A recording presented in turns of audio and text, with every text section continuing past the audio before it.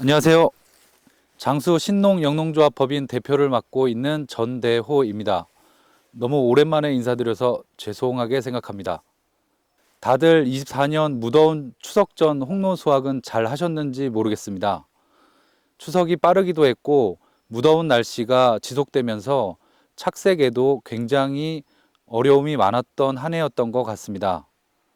저희도 올해 추석 사과를 10월 중하순까지 작업해서 출하를 했던 한 해였습니다. 그러면 먼저 지난 추석 전후 관련된 이야기들을 먼저 해보도록 하겠습니다.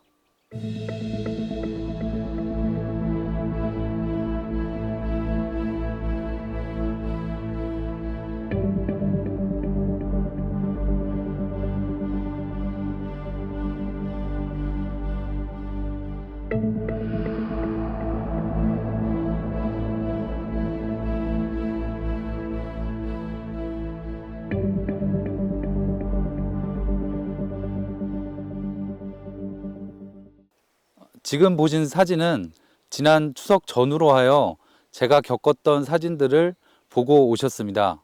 지난 추석 때 사과값이 굉장히 높게 형성됐었는데요. 장수에서 출하하신 농가 중에 추석 전에 5kg 한 상자에 10만 원이 넘는 가격을 받으신 농가도 있습니다. 그 농가 같은 경우에는 5톤차 한 대 분량에 8천만 원 정도의 수익을 얻으셨다는 이야기를 들었습니다. 이 정도면 사과 농사를 짓지 않는 것이 이상하다고 생각합니다. 유튜브를 보시는 분들이 전부 다 그렇게 수익을 높게 형성하진 못하셨겠지만 어쨌든 작년과 올해 굉장히 높은 가격이 사과 시세를 형성한 것 같습니다. 상대적으로 저희 신농가품 업체들은 사실 너무나 힘든 한 해였습니다. 납품 가격을 미리 정해놓고 출하를 하는 저희 납품 업체들은 시장 시세가 지난 추석처럼 5kg에 10만 원씩 그 뭐 이상이 가는 가격을 도저히 예상할 수 없었기 때문에 굉장히 힘든 한 해였습니다. 자, 그러면 사진들을 보면서 좀 더 자세한 이야기를 해보도록 하겠습니다. 초봄에 냉해 피해로 수세가 떨어진 나무들이 고사하는 사진입니다. 요즘처럼 사과값이 좋을 때 이런 문제들이 발생한다면 정말 안타까운 일이죠. 과수원 주인도 피해가 너무 크다 보니 7월부터는 과수원에 신경을 쓰지 않고 있는 것 같습니다. 유목기 때에 수세를 좀 강하게 하는 것이 제일 중요할 것 같고요. 토양 배수, 수분 관리, 영양 관리를 종합적으로 잘해야 될 것 같은데 이건 굉장히 어려운 이야기 같습니다. 외화 대목과 점적 관수를 사용하면서 생기는 뿌리 분포의 청근성으로 인해 더욱 환경에 취약해질 수 있습니다. 올해 추석 홍로의 경우 빠르게 작업을 한 경우 8월 5일 적엽을 시작한 농가입니다. 결국 이 과수원의 사과 수확은 추석 전 60%를 수확하고 추석 이후 40%를 수확하였습니다. 추석 전 수확도 마지막까지 골라서 수확을 했고 일부 낙과가 진행되고 사과의 경도도 떨어져서 판매에 큰 어려움을 겪었습니다. 적엽이라는 것은 사과의 당도가 일정 부분 올라가고 실시를 해야 하며 그 다음으로 환경적인 낮과 밤의 기온차가 크게 생성되어야 추석 사과의 착색이 진행되는 것을 다시 한번 확인하게 되었습니다. 물론 전혀 생각지 못하는 착색 방법들이 있기는 하겠지만 권장사항은 아니라고 확실히 말할 수 있습니다.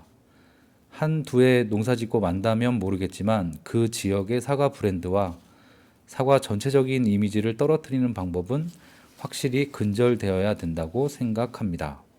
일부 농가에서 발생된 사과 모양으로 수정 이후 초기에 살포하는 영양제를 통해서 만들어진 것으로 보입니다. 개별 특성의 호르몬제의 용도에 벗어나거나 살포 농도를 못 맞추면 발생될 수 있으며 특히 홍로처럼 델리셔스 계통에서는 민감하게 나타나는 것으로 보여집니다. 후지용으로 나온 영양제를 홍로에 살포할 경우 피해가 심각한 것으로 보이고 이렇게 생긴 사과는 영양제로 돌출된 부분이 다른 부위보다 경도가 빨리 떨어져 푸석푸석한 사과로 되기 쉽습니다.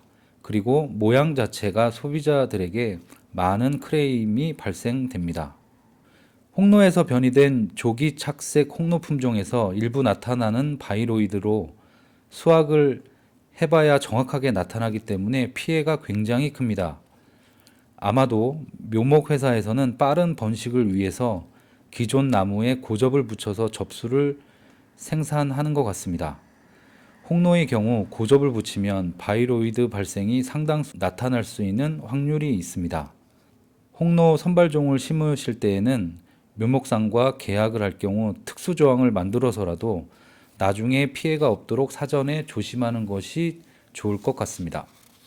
추석이 빠른 홍로에 과다하게 영양제를 살포한 사진들로 제품은 다양하지만 대개의 경우 인상가리 제품에 칼슘 그리고 우리가 잘 모르는 호르몬제 등이 섞여 있는 것으로 추정됩니다. 추석이 빠르다는 농민의 조급한 마음을 이용하여 좋은 장점만을 강조한 이야기만 믿고 살포를 한다면 사진들처럼 사과 본연의 색택이 나오질 못하고 멍청이 사과가 만들어질 수 있습니다. 물론 착색에 도움이 되는 기존의 기본을 잘 지키는 것이 우선이고 좀 더 도움을 받기 위해서 2, 3회 정도 계획적으로 살포하는 것은 모르겠지만 가격이 비싸면 좋은 줄만 알고 옆면 시비도 하고 관주도 하고 또 옆면 시비도 하고 다른 회사 제품도 쓰고 하다 보면 약재가 많이 살포된 부분은 더 효과가 많이 나타나서 엉망이 되고 오히려 덜 살포된 상단부 쪽은 피해가 덜한 경우도 볼 수 있었습니다. 착색이 진행 안 된 상태에서 낙과 피해도 발생되는 것을 보면서 돈은 돈대로 쓰고 농사는 더 힘들게 되는 경우라서 정말 속상한 일이었습니다.